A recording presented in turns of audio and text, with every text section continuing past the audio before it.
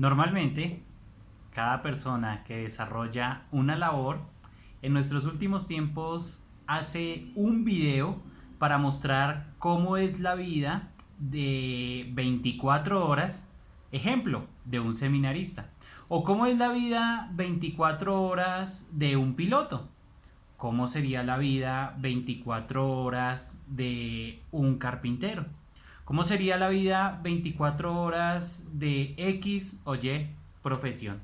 Bueno, pues aquí vamos a observar cómo sería la vida normal y natural de un creyente.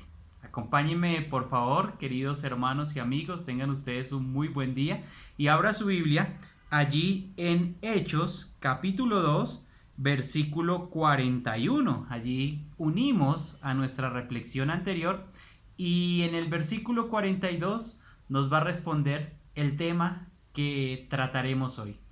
¿Cómo son 24 horas de un creyente? ¿Cómo son 24 horas de un cristiano? Observe usted el versículo 41, lo que nos dice: así que los que recibieron su palabra fueron bautizados y se añadieron aquel día como 3,000 personas. Bueno, ¿qué era la naturalidad? Lo que ellos desarrollaban, lo que ellos hacían. Observemos el versículo 42. ¿Cómo es la vida de un creyente? Ellos, dice el texto, y perseveraban en la doctrina de los apóstoles, en la comunión unos con otros, en el partimiento del pan y en las oraciones. Habían sido añadidos 3,000 nuevos creyentes que habían evidenciado su fe ante un pueblo que quizá muchos rechazaron al Señor, pero estos 3,000, en este caso, le aceptaron, se bautizaron. Irían a ser los parias de la sociedad, vendrían a ser los que habían creído en ese falso Mesías que ellos decían, pero que no lo era. Entonces ellos estaban dando testimonio de su fe. ¿Qué hacían ellos? Perseverar. Ellos se mantenían firmes en esa conversión genuina. Se mantenían firmes en algo que la Escritura nos dice de manera específica. 4 cosas de manera específica. Se mantenían firmes, número 1, en la doctrina de los apóstoles. Sí, en esa enseñanza estaban firmes. Estaban firmes en lo que los apóstoles enseñaban, en la verdad revelada, y le daban toda prioridad a la palabra de Dios.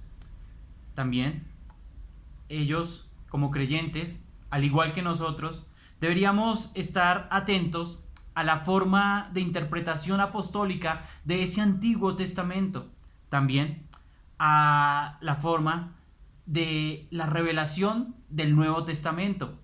Ellos estaban firmes, aprendiendo lo que el Señor les estaba enseñando por medio de los apóstoles. Se mantenían firmes en las convicciones del Evangelio. Se mantenían firmes en creer lo que la Escritura decía acerca del Mesías. Lo que la Escritura mostraba estaba cumpliéndose. Así es de que ellos lo estaban recibiendo. Se mantenían firmes en lo que el Señor permitía que los apóstoles dirigieran. Se mantenían firmes en esa doctrina. Pero también se mantenían firmes en la comunión unos con otros. Ellos tenían una relación familiar. Los que conocían al Señor de inmediato eran aceptados en esa comunidad, en ese cuerpo.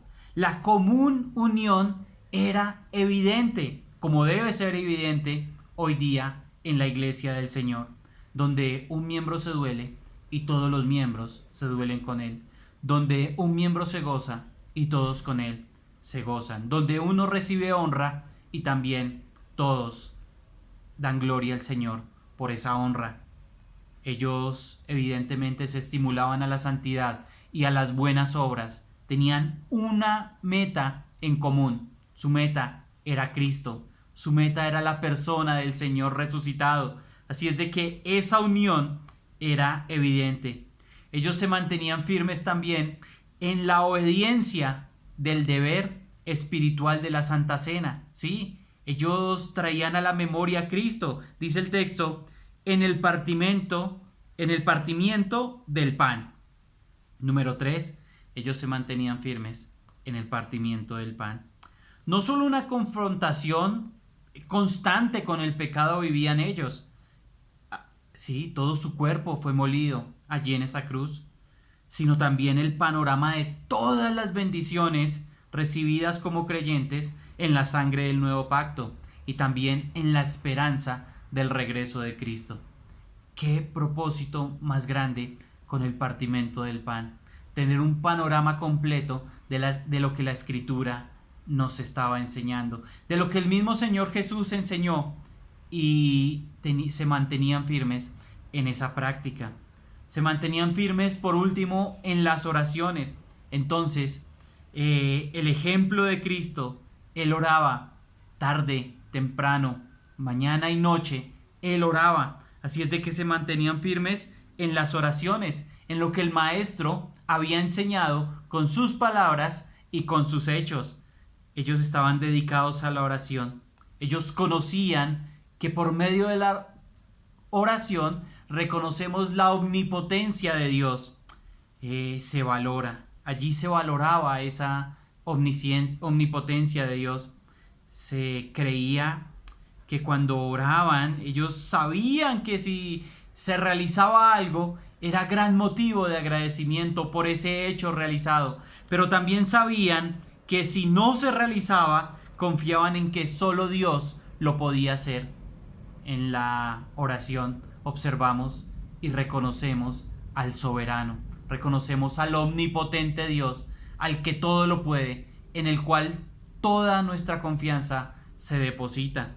Así es de que una descripción más amplia de lo que fue esa vida de 24 horas de estos hombres y mujeres de fe de la iglesia primitiva fue algo en común. Se mantuvieron firmes, como usted y yo, querido hermano, nos deberíamos mantener. Del versículo 43 al 47 podemos observar un periodo de tiempo un poco más amplio de lo que sucedió allí en esta iglesia, en la primera iglesia. Nos dice el texto que sobrevino temor a toda persona y muchas, pero muchas maravillas y señales eran hechas por los apóstoles. Es lo que vamos a observar también en esta temporada del libro de los Hechos. En nuestras reflexiones vamos a ver señales y maravillas.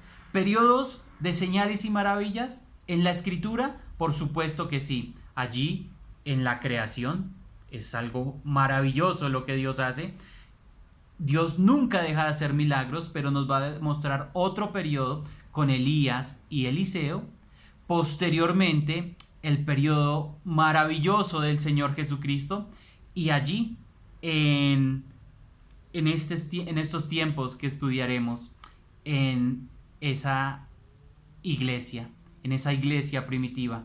A futuro, la escatología bíblica también nos muestra acerca de maravillas y prodigios. Todos los que habían creído estaban juntos y tenían en común todas las cosas. Una vez más, comunión. Vendían sus propiedades y sus bienes y los repartían según la necesidad de cada uno, porque por ese bautismo pues quedaban en la calle prácticamente. Eran, como ya lo dije, los parias de la sociedad. Habían traicionado a su patria, al judaísmo, y habían traicionado a sus familias. Entonces ellos habían quedado prácticamente en la ruina. Así es de que ellos vendían sus propiedades y sus bienes y las repartían según la necesidad de cada uno. Algunas familias enteras, creería yo, que habían creído al Señor. Estas, de todo corazón, daban a las personas necesitadas lo que estaban pidiendo o solicitando en ese momento y lo que se observaba que era su necesidad. Así es de que hoy nos queda una responsabilidad, estar atentos también a las necesidades, pero el concepto es trabajar. Esto traerá testimonio, esto traerá ayuda a los demás.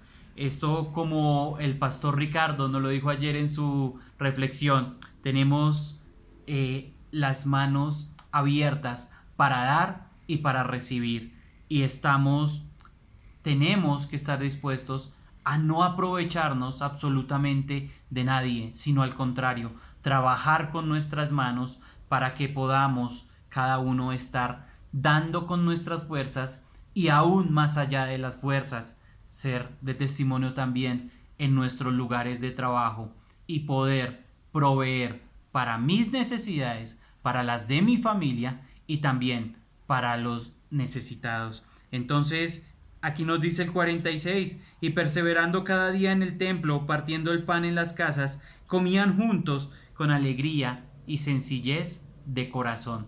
La sencillez de corazón es una característica también fundamental del creyente. A diario se debe notar su humildad y su sencillez. Ellos también estaban alabando a Dios, teniendo favor con todo el pueblo, y el Señor añadía cada día a la iglesia los que habían de ser salvos, porque el Señor lo hizo, Él lo continuó haciendo durante miles de años y hoy día también lo hace.